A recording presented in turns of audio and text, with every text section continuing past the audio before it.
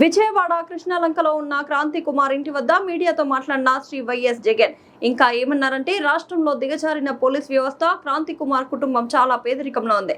ఇక్కడ హృదయ విదాకరమైన పరిస్థితి కనిపిస్తుంది. ఆయనకు 3 పిల్లలు, అందరూ కలిసి ఒక చిన్న ఇంట్లో ఉంటున్నారు.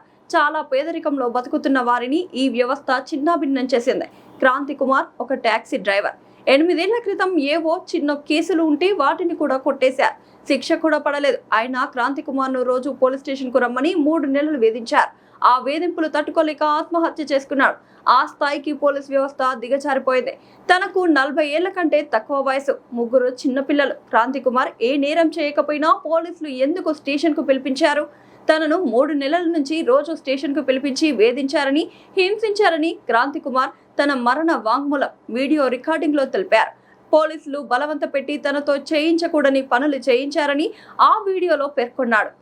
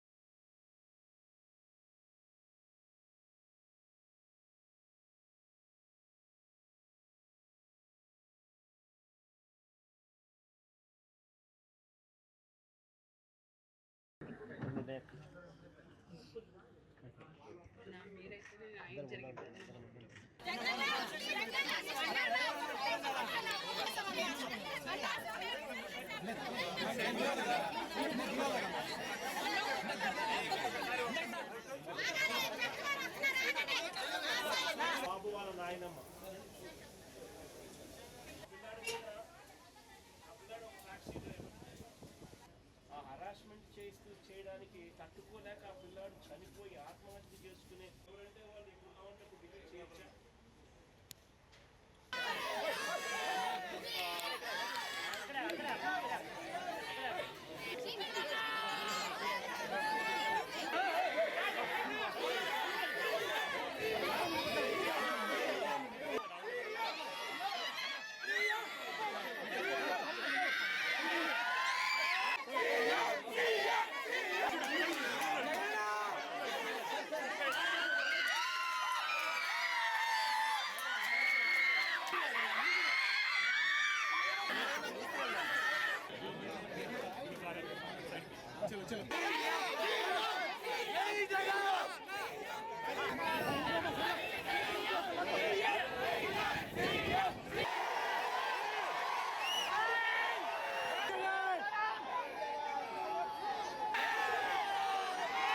కేసులు లేవు. సిఏ బాగా వేధిస్తూ ఉన్నాడు. నేను 4-3 సార్లు తీసుకొచ్చాను అతన్ని. ఇప్పుడు కూడా కేసు కట్టలేదు. మీకు తెలియదేం కాదు. 2019లో తమరికి సపోర్ట్ చేశాను, మొన్న కూటమికి చేశాను. వాళ్ళు ఇంతవరకు స్పందించకపోవడం కూడా అత్యంత దారుణం. అసలు అది నా బిడ్డ బలవన్మరణానికి పాల్పడటానికి సిఐ నాగరాజు ఆయన సిబ్బంది ప్రధాన కారణం. దీనికి కేవలం పోలీసులు పొద్దాకు వచ్చి వేధించడం వల్ల అయితే చనిపోయాడు అనుకున్నాను, కానీ దీని వెనకాల వాళ్ళు అతనికి ఇష్టం లేని పనులన్నీ చేయిస్తున్నారు.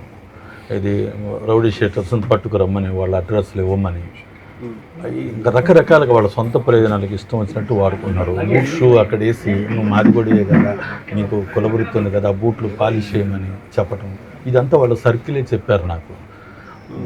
నేను చెప్పే మాటలు కూడా కాదు, ఆయన ఏదైతే వాంగ్మూలం ఇచ్చాడో, ఇది నేను మాదిగొడిగా పుట్టడమే తప్పైందని ఎంత రోదన అనుభవించుంటే ఆ మాట అంటాడో నాకు తండ్రిగా నాకు అర్థమవుతుంది. తర్వాత అతని వల్లే హత్య నేరం కింద గురి కాబడ్డాడు. కాబట్టి ఈ 2 సెక్షన్స్ బలంగా వచ్చేలా కట్టాలని న్యాయం కోసం నిలబడే విషయంలో ఉన్నానన్న. పెద్దవారు మీరు ఇప్పటికి 3 సార్లు స్పందించారు నా బిడ్డ విషయంలో. మీరు సాయికృష్ణ దగ్గరికి వెళ్ళినప్పుడు మాట్లాడారు, నిన్న కూడా బాగా మాట్లాడారని. మీరు నా బిడ్డకి న్యాయం చేస్తారని ఒక నమ్మకం ఉంది.